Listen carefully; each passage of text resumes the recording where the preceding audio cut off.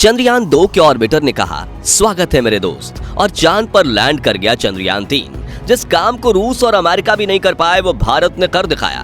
पूरे देश में जश्न का माहौल, दुनिया भर में मिल रही है बधाइयां। पर काम अभी नहीं हुआ पूरा। इसरो वैज्ञानिकों के आगे है मिशन पूरा। दोस्तों, सारी मुश्किलों को पार करते हुए, दुनिया के कई देशों को गलत साबित करते हुए हमारा चंद्रयान 3 चांद के दक्षिणी ध्रुव में लैंड कर चुका है।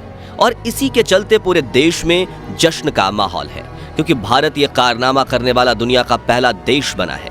और जिस तरह से इसरो ने इस मिशन को अंजाम दिया है वो नासा और रोसकॉस्मोस के लिए भी एक सबक है। बल्कि रोसकॉस्मोस तो चंद्रयान 3 के लैंड करने के 3 दिन पहले ही अपने मिशन में फेल हुआ है। ये अपने आप में एक बहुत बड़ी बात है। जिस मिशन को रूस की स्पेस एजेंसी पूरा नहीं कर पाई उसे हमारे इसरो ने कर दिखाया। अब सभी इस जीत का जश्न मना रहे हैं, लेकिन हमारे वैज्ञानिक की टेंशन तो अभी भी कम नहीं हुई है। इन्हें सिर्फ 14 दिनों में रोवर को चांद पर यहां वहां घुमाकर शोध डेटा कलेक्ट करना है, क्योंकि 14 दिन के बाद तो फिर चांद पर रात हो जाएगी और चांद के दक्षिणी ध्रुव पर वैसे ही सूर्य की किरणें तिरछी पड़ती हैं। जैसे कि रात होगी तो रोवर की बैटरी बैकअप कम होने से काम करना बंद कर देगा। इसलिए वैज्ञानिक चांद के इन 14 दिन में पृथ्वी के रात दिन एक करके अपने काम को अंजाम देंगे। इसलिए हमारे वैज्ञानिक अभी भी पूरी तरह से चौकन्ने हैं और उनका पूरा फोकस चंद्रयान 3 मिशन के बाकी बचे हिस्सों को कंप्लीट करने पर है। यह मिशन अभी 14 दिन तक चलने वाला है, लेकिन इन 14 दिनों में होगा क्या? इसरो चांद पर कौन कौन से परीक्षण करने वाला है और कैसी रही चंद्रयान 3 की लैंडिंग के आखिरी पलों की ये कहानी? आइए ये सब कुछ विस्तार से जानते हैं। दोस्तों, 23 अगस्त की शाम आपको अपने घर के आसपास पटाखों और आतिशबाजियों का शोर जरूर सुनाई दिया होगा। पर ना तो अभी दिवाली आई है और ना ही कोई दूसरा बड़ा त्योहार। फिर ये आतिशबाजी किस लिए की गई? असल में ये शोर चंद्रयान 3 की कामयाबी का था। करोड़ों लोग इसकी लैंडिंग को शाम से ही लाइव देख रहे थे और जैसे ही हमारे विक्रम लैंडर ने चांद की सतह पर सॉफ्ट लैंड किया, लोग खुशी के मारे चिल्लाने लगे और हर तरफ आतिशबाजी शुरू हो गई, क्योंकि सबको मालूम है कि यह मिशन हमारे लिए कितना ज्यादा महत्वपूर्ण है। इसरो वैज्ञानिकों ने हमसे जो वादा किया था उसको पूरा करके दिखाया। बहुत सारे देश जो भारत से जलते हैं और जिन्होंने चंद्रयान 2 के फेलियर पर हमारा मजाक बनाया था, उन सब की बोलती बंद हो गई है।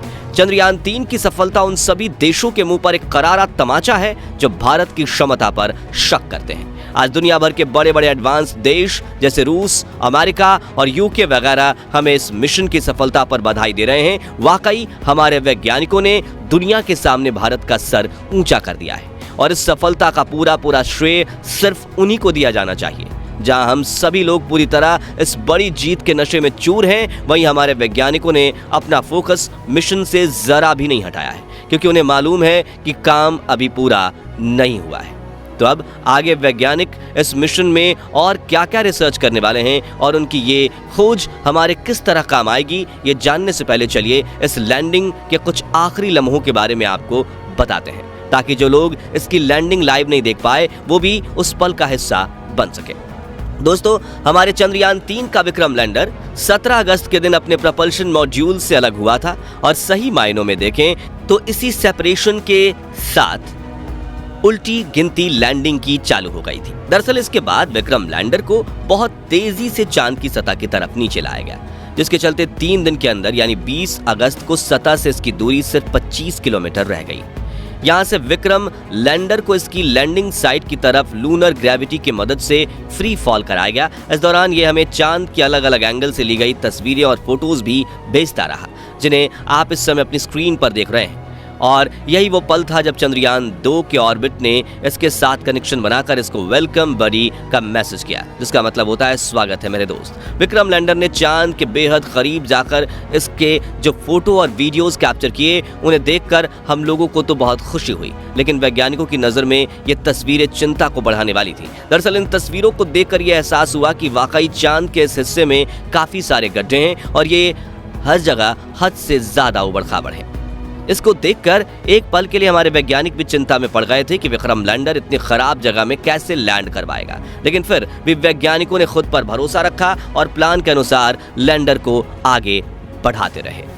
आखिरकार वो पल आ गया जब विक्रम लैंडर चांद की सतह पर उतरने के बिल्कुल करीब था। लैंडिंग का समय शाम 6:04 रखा गया, लेकिन इसकी लाइव स्ट्रीमिंग करीब 45 मिनट पहले शाम 5:20 पे ही शुरू हो गई थी।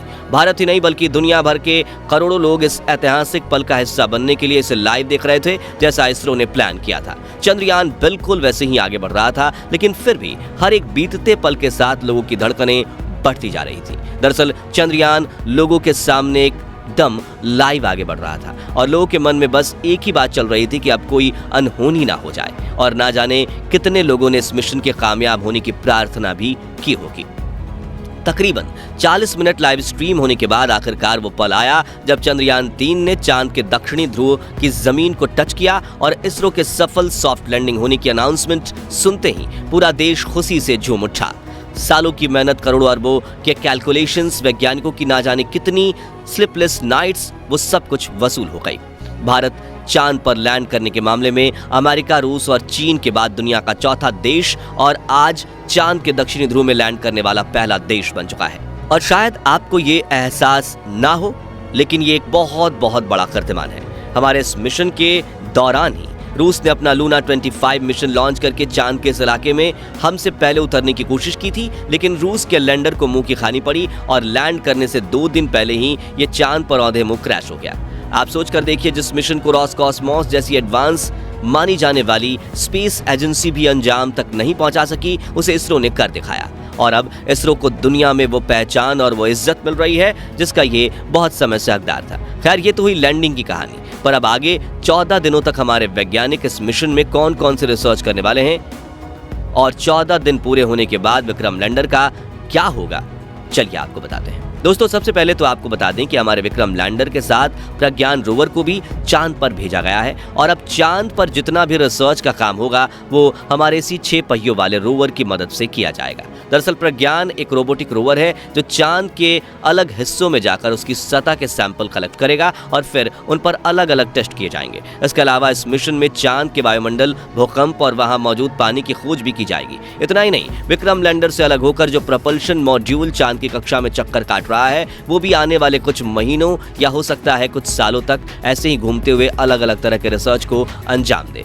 हमारे इसरो के वैज्ञानिक प्रपल्शन मॉड्यूल की मदद से पृथ्वी के वायुमंडल पर कुछ जरूरी रिसर्च करेंगे, और इस रिसर्च से प्राप्त डेटा का इस्तेमाल दूसरे ग्रहों पर जीवन की खोज करने में काम आएगा।